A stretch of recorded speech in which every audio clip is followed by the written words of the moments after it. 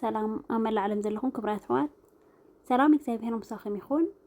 ናይ ሎሚ መዓልቲ ብሓንሳብ ኬና ንሰርሖ እምበር ክትፈትውዎ ተስፋ እንዳገበርኩ ቅድሚ ንኦም ባለይ ግን እቶም ሓደሻት ዘለኹም ላይክ ሳብስክራይብኩም እንዳገበርኩም ናይ ቻነል ቤተሰብ ክትኮኑ ብክብሪ ዕድመኩም እቶም ምሳይ ፀናሕኩም ከዓ ከም ቀደምኩም ምትብባዕኩም ኣይፈልየኒ።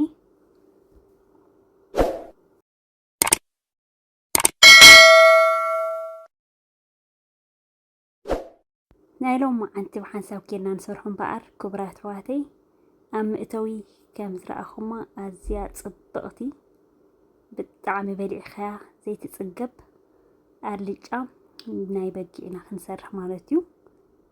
ንዓዓ ንምስራሕ ዘድልየና ከዓ ኣብዚኣ እንታይ ኣዳልየ ኣለኹ ሽጉርቲ ሓደ ኪሎ ሽጉርቲ ብማሽን ገይረ ጥሒነዮ ማለት እዩ።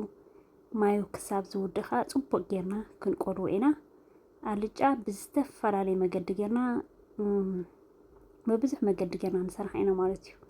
ንሎም መዓልቲ እዚኣ ሰሪሕልክና ኣይፈልጥን እየ ብዙሕ ኣልጫ ኣሰራርሓ ሰሪሕ ኣለኹ ግን ንሎም መዓልቲ እዚኣ ግን ይሰርሐልኩም ኣለኹ ማለት እዩ። ኣዝያ ፅብቕቲ እያ ማለት እዩ። ገለ ዓይነት ዝኾነት ቆልዑት ክፈትውዎ ዝኽእሉ ንሕና ክንፈትዎ ንኽእል ብልፅቲ ዝኾነት እያ።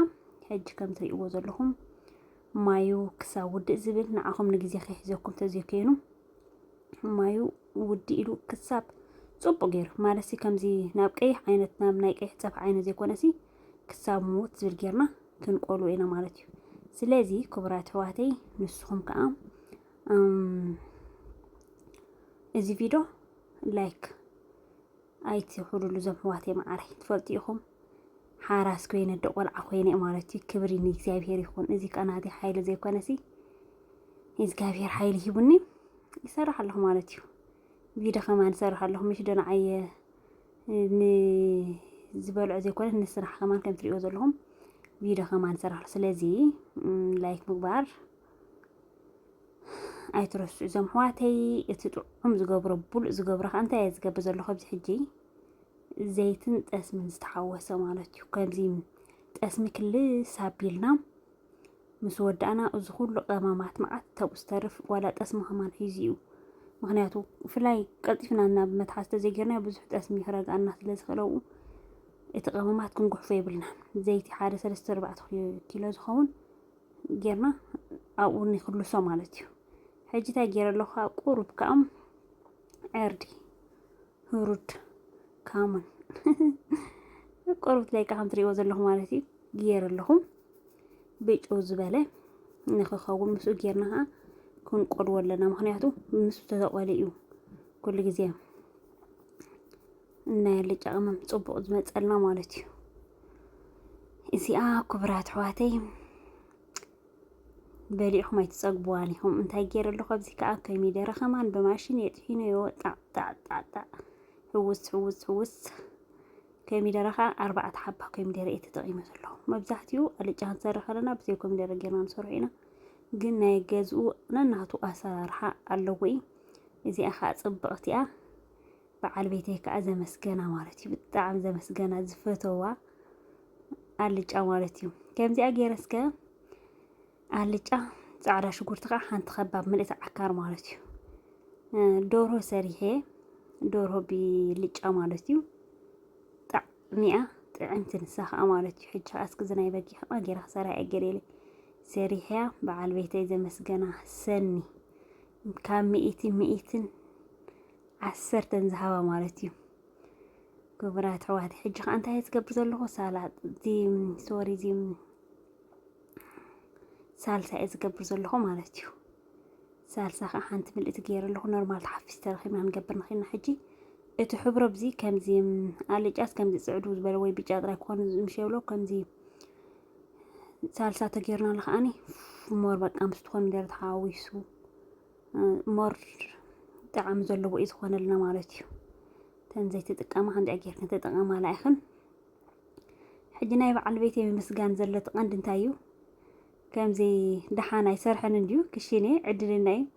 ዘን ብሩኻት ኣሕዋትና ዘሎ ዝግነታት ዘሎ ደርሆ ክንደይ ደርሆ እሞ ዘይቆርጠምና ንስ ቀጢፈ ተይርና ሰላም ዘይትዕርፊ ሓራስ እንዲኽ ዘይትገድፍዮ ስራሕ ገለገለ ኢልክን ትፅሕፋ ኢኽን ኣሕዋት ከማን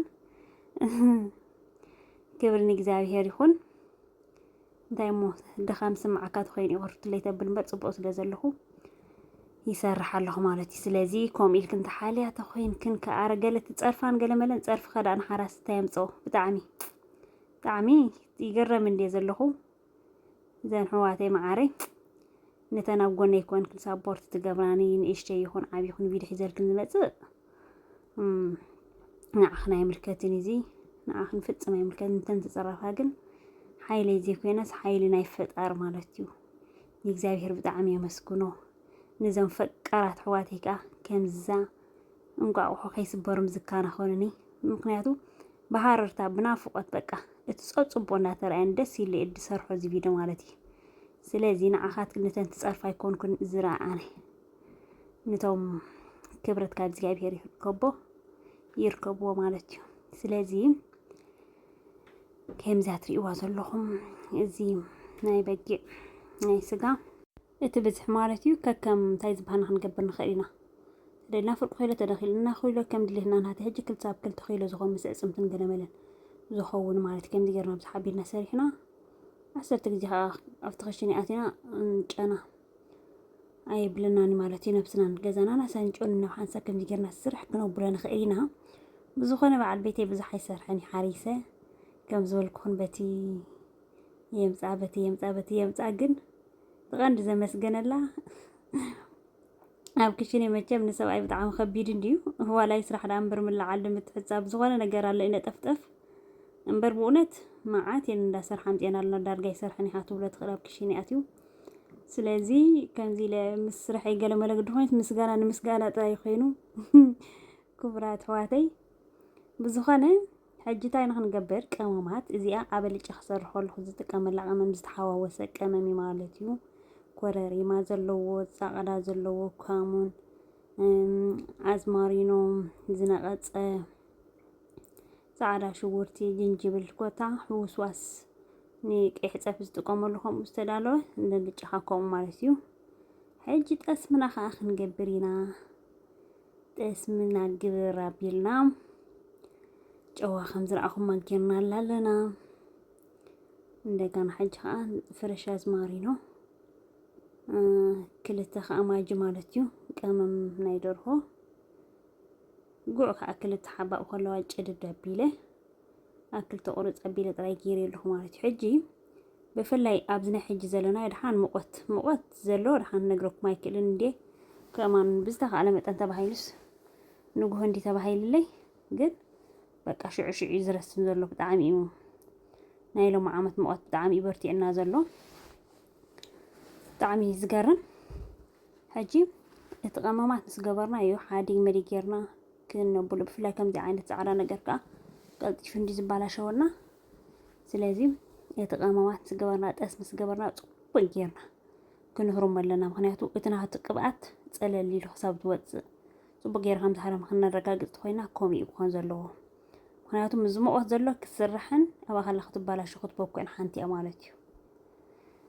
ዘም ኣሕዋተይ ሕጂ ፅቡቅ ጌር ሃሪሙ ከም ትርእይዎ ዘለኹም ኣብዚኣ ስልጣን ናይ ክገብር ኣነ ሕጂ ድሓን ሙቐት ነግረኩም ኣይክእልን እንዴ በጊላ ዘኸሽነ ብንግሁ በቃ ነንቅል ሪኢኹም ኢኹም 37 ዝበፅሕ ዘሎ ሕጂ ኣብዚኣ ክቅንስ እየ ብያቲ ንእሽተይ ገይረ ከዓ ንበዓል ቤተይ ክቕርበሉ እየ ኣነ ሓንሳብ ክሕፀብ እየ ተሓፃፂበ ፍኹስ ዝበለ ክዳን ገይረ ዝሕልሕል ክብል እምበር በቃ ረስኒ ክትበልዕ ዝበሃል ዋላ ሓደ ኣይረኣየካን እዩ። ከም ትርእይዎ ዘለኹም ሕብሩ ኣዝዩ ፅቡቕ ናይቲ ሳልሳ ዝገበርና ናይቲ ኮሚደረ ዝገበርናሉ ብእውነት ኣዝያ ብልፅቲ ዝኾነት ኣልጫ ማለት እዩ። ከምዚ ግብር ኣቢልና ቤት መረቕ እንዳገበርና ንደቅና ክነመግቦም ንኽእል እንጀራ ከዓ ሸነነን ዝበለ እንጀራ እዩ ናይ ቀዳም ዘውፀኽዎ ማለት እዩ። ፅቡቕ እንጀራ ተኾነ ግዳይ በዚ መውቐት እዚ ክስብበና እዩ ቀልጢፉ ተለዊሱ ዝቐነ እንዴት እንጀራ ከምዚ ከይተለወሰ ዝቐነ እሞ ድሓን ቀልጢፉ እንዴት ዝስብብ ከም ተለዊሱ ዝቐነ ገለ ተኾይኑ ግን ፅቡቕ እዩ ማለት እዩ። እዛ በጊዕ ከዓ እተን ንኣሽቱ በጊዕ ስለ ዝኾና ከምዚ ንኽበስል ገለ ዋላ ሓደ ኣይዱንጌካኒ ኣባኻላ ለካ ከምዚ ዓስያን ምውት ዝብላ ከማን ክንጥንቅቐሉሲ ኣለና። እቲ ትር ዝበለ ስጋ ተኾይኑ እምበር ዘንሱሳት ኮይና ኣኻላይን ርፍትትት ዝብላና ማለት እዩ። نختريا بطعم صبغتي نخت مجمع أنتي كتوقع أواخم كي بتصحت علي سن ديالي أزلهم بطعم طعمتي زخونت بلست زخونت ألج أبحان سبكينا سرينا نستفعل عليه بروجرام كلنا نتكمل لنا خلينا نرى ما أنتي مدبي نزيك أخلنيو جميرة كساب سود استخدمت لكمني قبل بيزا مسكنكم زمواتي كده أدخل لكم لايك نتزيركم أموزكم لايك يترسعوا بخالق تحسوك سلام لسكم سلام انتعنا موسى السنايو